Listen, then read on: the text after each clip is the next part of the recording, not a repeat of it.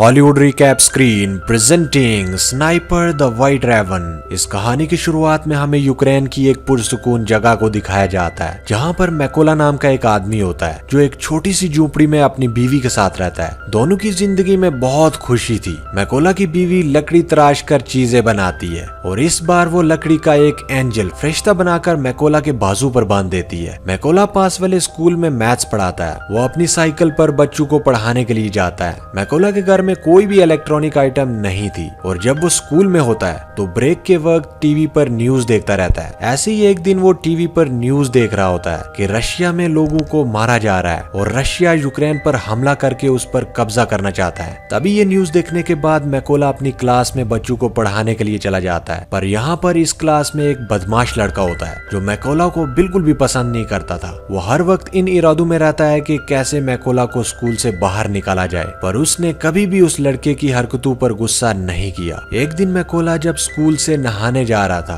तभी रास्ते में कुछ सैनिकों को देखता है जिन पर ये ज्यादा ध्यान नहीं देता और स्कूल चला जाता है। पर जैसे ही ये स्कूल आता है तो देखता है कि सारा स्कूल खाली था। तभी टीवी पर न्यूज देखता है कि रशियन आर्मी यूक्रेन में घुस चुकी है और यहाँ पर कब्जा करना चाहती है। अब मैकोला को समझ आ जाती है कि जो इसने रास्ते में जो सैनिक देखे थे वो रशिया के थे। पूरे मामले को देखते ही ये फौरन ही अपने घर की तरफ भाग जाता है क्योंकि उसकी बीवी घर पर अकेली थी, मगर अब बहुत देर हो चुकी थी। जब ये घर पहुंचता है तो देखता है कि रशियन सैनिक उसकी बीवी को मार रहे हैं और जब मैकोला अपनी बीवी को बचाने की कोशिश करता है तो सैनिक उसे भी पकड़कर मारने लगते हैं। मैकोला उनसे कहता है कि प्लीज मेरी बीवी को मत मारो, वो माँ बनने वाली है, पर वो कुछ भी नहीं सुनते और उसके घर को भी आग लगा देते हैं। अपने घर को जलता देखकर इसकी बीवी सैनिकों पर पत्थर मारने लगती है। वहीं एक रशियन सैनिक उस पर गोली चला देता है जिसकी वजह से मैकोला की बीवी मर जाती है। मैकोला अपनी बीवी की लाश के पास बैठकर जोर जोर से रोता है। तभी वहां यूक्रेन के सैनिक आते हैं। वो उसकी जान पहचान करके उसकी मौत पर बहुत अफसोस करते हैं और उसके लिए कब्र खोदते हैं। अब मैकोला को कहते हैं कि अपनी बीवी को यहाँ पर दफना दो।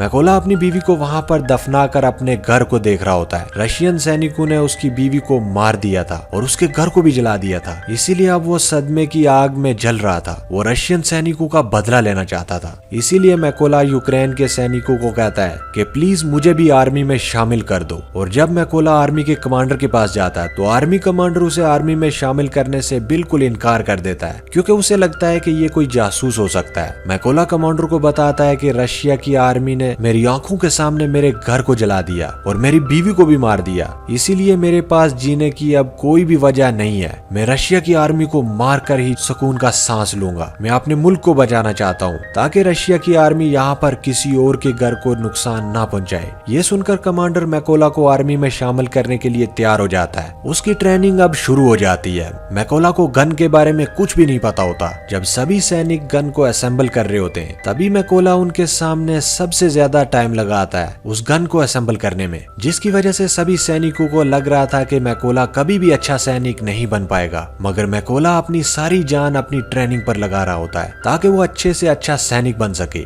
एक दिन ऐसे ही जब वो ट्रेनिंग कर रहा था तो अपने सीनियर से वो कहता है कि मुझे मैकोला कहकर मत बुलाओ, मुझे रेवन कहो। तभी उसके सीनियर उस पर हंसने लगते हैं और कहते हैं कि खुफिया नाम ऐसे किसी को नहीं मिल जाते, उसके लिए इंसान को मेहनत करनी पड़ती है। अब मैकोला पूरी जान से ट्रेनिंग कर रहा होता है। रात को जब सभी सिपाही सो रहे होते हैं तभी मैकोला अपनी प्रैक्टिस करता रहता है। एक दिन उनका कमांडर सबसे कहता है कि हमको एक अच्छे शूटर की बहुत कमी है, तो तुम में से कौन स्नाइपर बनना चाहता है। इनमें से बहुत कम लोग थे जो अपना हाथ ऊपर करते हैं। इन्हीं में से एक मैकोला भी होता है जो अपना हाथ ऊपर करता है। सभी उसे देखकर हंसने लगते हैं। कमांडर मैकोला से कहता है कि तुम्हें तो गन असेंबल करनी नहीं आती, तो तुम क्या स्नाइपर बनोगे। मैकोला कहता है कि मैं एक अच्छा स्नाइपर बन सकता हूँ, आप मेरा कोई भी टेस्ट ले सकते हैं। कमांडर उसका टेस्ट लेते हुए कहता है कि तुम 20 सेकंड में मुझे इस गन को असेंबल करके दो। अब मैकोला अपनी आंख पर पट्टी बांधकर गन को जोड़ना शुरू कर देता है और वो 18 सेकंड में गन को असेंबल कर देता है। ये देखकर सभी हैरान हो जाते हैं। जो लोग पहले इस पर हंसते थे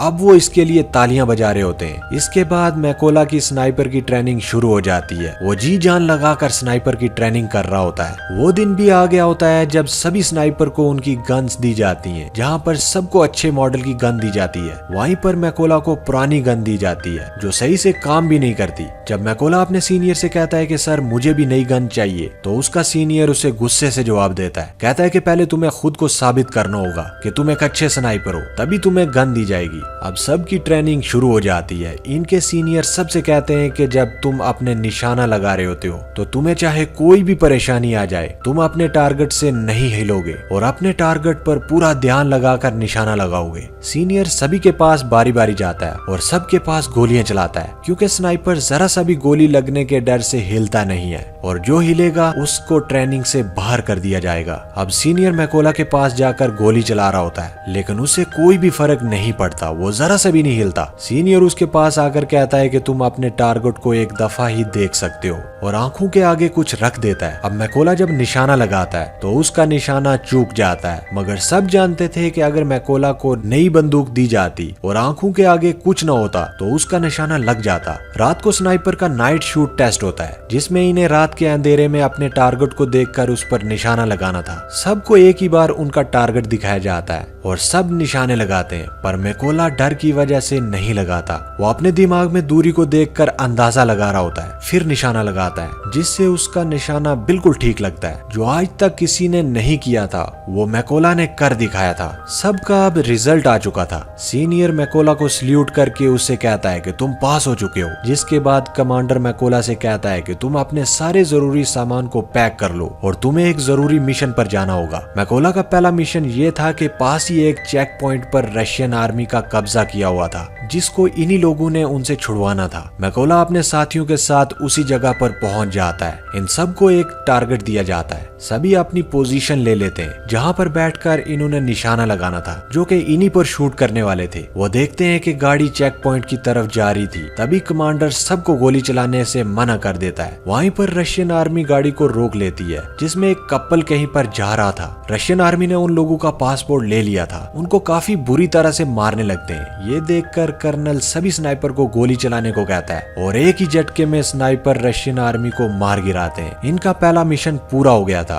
ये सभी खुशी खुशी अपने बेस पर वापस आ जाते हैं। जब मैकोला अपने बाकी साथियों को देखता है तो वहाँ पर कोई भी नहीं था। अब मैकोला को ये पता चल गया था कि इसके बाकी बहुत सारे साथियों को किसी एक ही स्नाइपर ने मार दिया, जो कि रशियन आर्मी का ही एक बेहतरीन स्नाइपर है। कुछ दिन के बाद इनका दूसरा मिशन भी शुरू होता है। ये सभी उसी जगह पर पहुंच जाते हैं जहां पर रशियन आर्मी कब्जा करने वाली थी। मैकोला अपने सभी साथियों के साथ मिलकर सबसे पहले बॉम्ब फिट कर देता है और कुछ वक्त के बाद रशियन आर्मी उधर आने लगती है। तभी मैकोला देखता है कि रशियन आर्मी में मैकोला का एक स्टूडेंट भी था, जो उसे क्लास में परेशान किया करता था। ये वही बदमाश लड़का था और अब वो रशियन आर्मी में शामिल हो चुका है। जैसे ही कर्नल इन्हें शूट करने का कहते हैं तो मैकोला थोड़ा सा घबरा जाता है, क्योंकि ये अपने स्टूडेंट को मारना नहीं चाहता था, पर फिर भी ये अपने सभी जज्बात को साइड पर रखकर बॉम्ब वाली जगह पर गोली चला देता है, जिससे बहुत बड़ा धमाका होता है। सभी रशियन स्नाइपर्स मारे जाते हैं। जब कर्नल मैकोला के पास आते हैं तो पूछते हैं कि तुम क्या सोच रहे थे।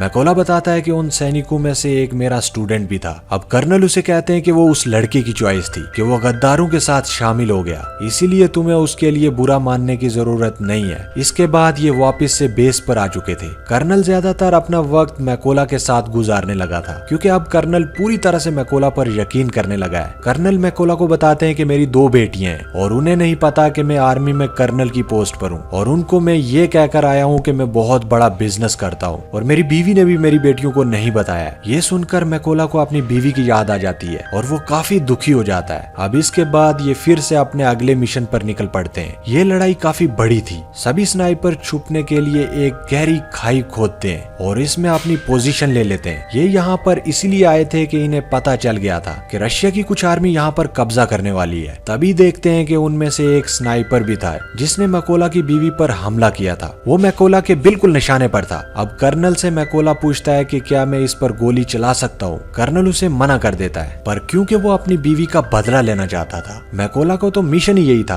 कि वो अपनी बीवी का बदला ले। वो खुद पर कंट्रोल नहीं कर पाता और उस स्नाइपर पर गोली चला देता है, पर इसके बाद रशियन आर्मी को इनका पता चल जाता है। कर्नल मैकोला से कहते हैं कि तुमने क्या किया। तभी एक स्नाइपर कर्नल पर शूट करके उसे मार देता है। सब रशियन सैनिक इन पर बॉम्ब फेंकने लगते हैं। मैकोला कर्नल की लाश को बेस में ले आता है, पर बहुत ज्यादा दुखी होता है क्योंकि उसकी गलती की वजह से कर्नल मारा जा चुका है। मैकोला ने अब कसम भी खाई थी कि वो स्नाइपर को कहीं से भी ढूंढ कर लाएगा और कर्नल की मौत का बदला लेगा। मैकोला अब अगले मिशन के लिए अकेला निकल जाता है। उसको उस स्नाइपर की जगह के बारे में पता चल जाता है। वो अपने टारगेट को फिक्स करने जाता है और स्नाइपर को को मार गिराता है। तभी एक स्नाइपर मैकोला पर गोली चला देता है, जो उसको लगती तो नहीं पर जख्मी हो जाता है। लेकिन स्नाइपर को मैकोला ने मार दिया था। अब क्योंकि वो जख्मी था इसीलिए वो खुफिया जगह जाकर अपने जख्म को ठीक होने का इंतजार करता है। तभी उसे अपने हेड की कॉल आती है, जो बताते हैं कि हमें उस स्नाइपर का पता चल चुका है जिसने कर्नल को मारा था, तुम जल्दी से बेस पर आ जाओ। मैकोला बेस पर फौरन से चला जाता है। जब इनकी ट्रेनिंग शुरू होती है तो इन्हें बताया जाता है कि वो स्नाइपर बहुत खतरनाक है, उसका निशाना आज तक गलत नहीं लगा। वो यहाँ पर ये भी बताते हैं कि वो पहले यूक्रेन के सैनिकों को मारता है, फिर उनकी वीडियोस बनाकर इंटरनेट पर डालता है ताकि यूक्रेन आर्मी हार मान ले, और बताते हैं कि हम 2 ग्रुप्स में जाएंगे। बिल्डिंग के अंदर स्नाइपर हैं, हम वहां पर जाएंगे और उन पर हमला करेंगे। बिल्डिंग पर जाने के बाद ये सब लोग ऐसा करते हैं, सभी उसी जगह पर जाते हैं और अपनी अपनी पोजीशन ले लेते हैं। तब ये रशियन का ध्यान भटकाने में कामयाब हो जाते हैं। अब मैकोला इसी बात का फायदा उठाता है और अंदर जाकर रशियन स्नाइपर को मार देता है। मैकोला अपने साथियों से कहता है कि मेरा रास्ता साफ कर दो।